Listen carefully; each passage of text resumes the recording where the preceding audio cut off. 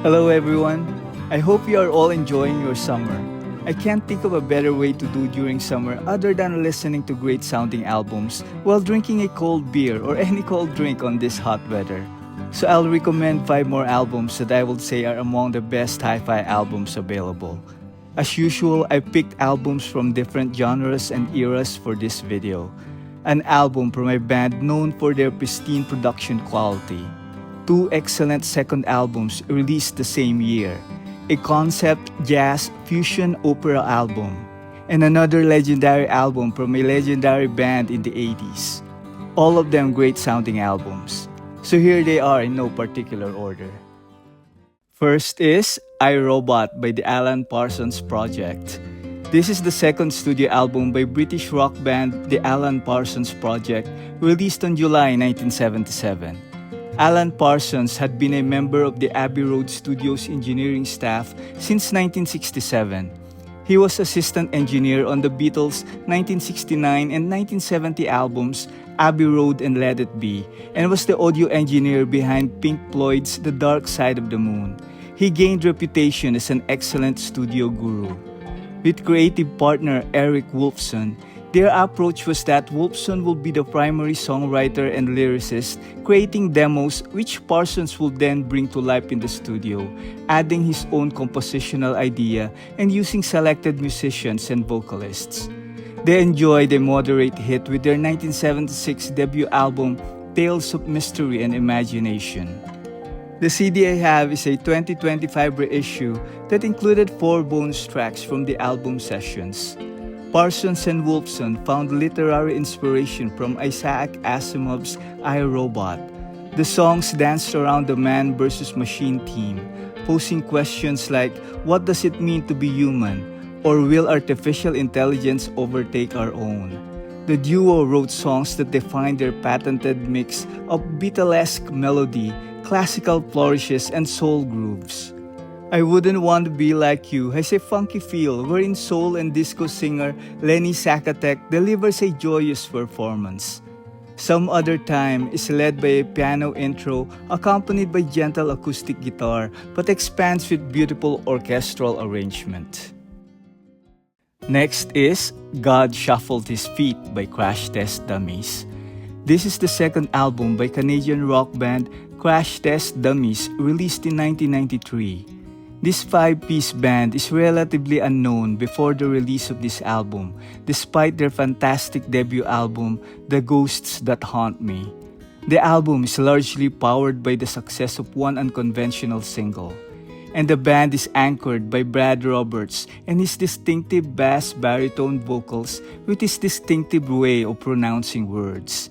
It was co-produced by Jerry Harrison of Talking Heads. The layered instrumentation was ably captured on a big transparent acoustic space.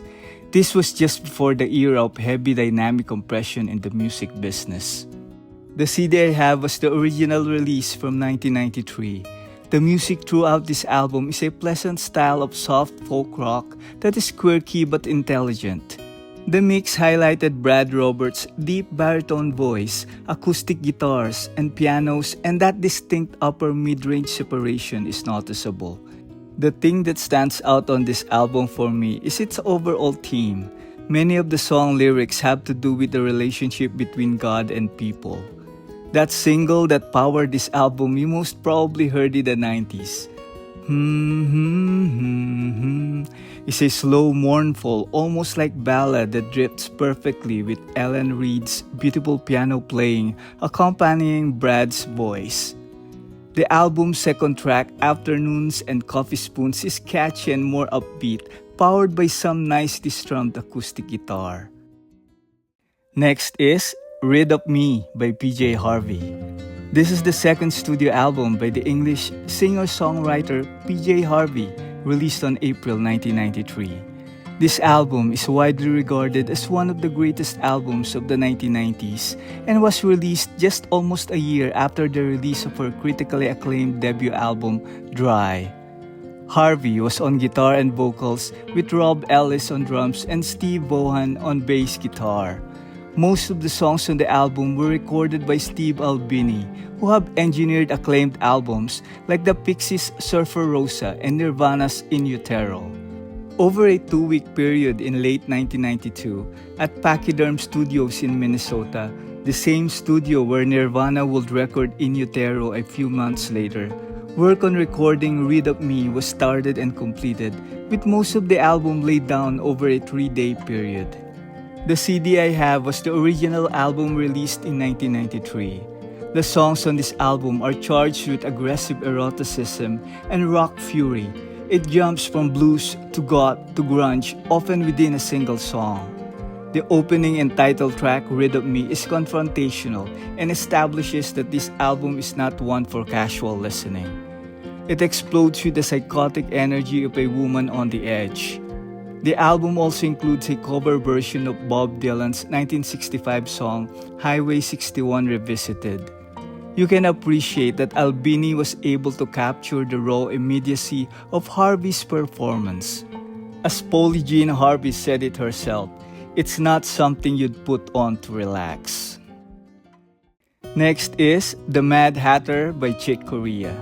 This is one of the many studio albums by American jazz pianist Chick Corea, released in 1978. Armando Anthony Chick Corea is also a composer, a band leader, and occasional percussionist. He has been widely recognized as one of the most influential musicians and composers of the post-John Coltrane era of jazz music, and a lot of his compositions are considered jazz standards. He was at the forefront of the jazz fusion revolution in the late 60s and early 70s as he played electric piano in Miles Davis' band on some of the genre's most acclaimed and iconic records like In a Silent Way, Bitches Brew, and On the Corner. The Mad Hatter is a concept album inspired by Lewis Carroll's 1865 novel Alice's Adventures in Wonderland. The concept and mixing jazz fusion and opera make this album stand out from Chick Corea's eclectic jazz samplers from the late 70s. The CD I have was released by Universal Music Japan in 2005. The opening track, The Woods, is an atmospheric psychedelic collection of sounds and melodies. Chick Corea's piano blends perfectly with a large number of players assembled. My favorite is the Latin-inflected jazz piece, Dear Alice. The music is quite complex but delivers great melody, and all instruments are in beautiful harmony. The album was recorded and mixed with exceptional instrument separation. It has fantastic melodies, and the energy fit well with the strings and brass orchestration. And last but not the least is Love Over Gold by Dire Straits. This is the fourth studio album by British rock band Dire Straits, released in September 1982. Dire Straits is the legendary band formed by Mark Knopfler, David Knopfler, John Ilsley, and Pick Withers. Mark Knopfler's 2 solo albums have been featured before on my Best Hi-Fi Album series on this channel. Now you might be asking why pick this album instead of the more successful album Brothers in Arms, released in 1985, which is popular among Dire Straits fans. Both are audiophile favorites, but for me, Love Over Gold just have a better replay value, and I really like the atmospheric elements here. This album seemingly broke the rules of popular music at the time. Dire Straits explore longer and more intricate compositions on this album. Mark Knopfler showcased his vision by not only writing all the songs, but also acting as the sole producer. The CD I have is an SACD released by Mobile Fidelity Sound Lab in 2019. Telegraph Road is an epic 14-minute masterpiece that serves as the perfect opener. It sets the tone for what we are about to hear. There is complex arrangements, extended instrumental passages, and a great emphasis on atmospheric elements. This album stands as a bold and ambitious statement in Dire Straits' discography. It's an album that rewards attentive listening, offering a rich layers of sound and thought-provoking lyrics. From sophisticated songwriting to the complex guitar work, Love Over Gold might just be Mark Knopfler's finest artistic achievement. And that's my 5 CDs that I will recommend on this part 7 of season 2 of my video series about best hi-fi albums for audiophiles. I hope you enjoy my selection and discover something new. Please continue letting me know your favorite and recommended hi-fi albums as well. Have a great summer and happy listening.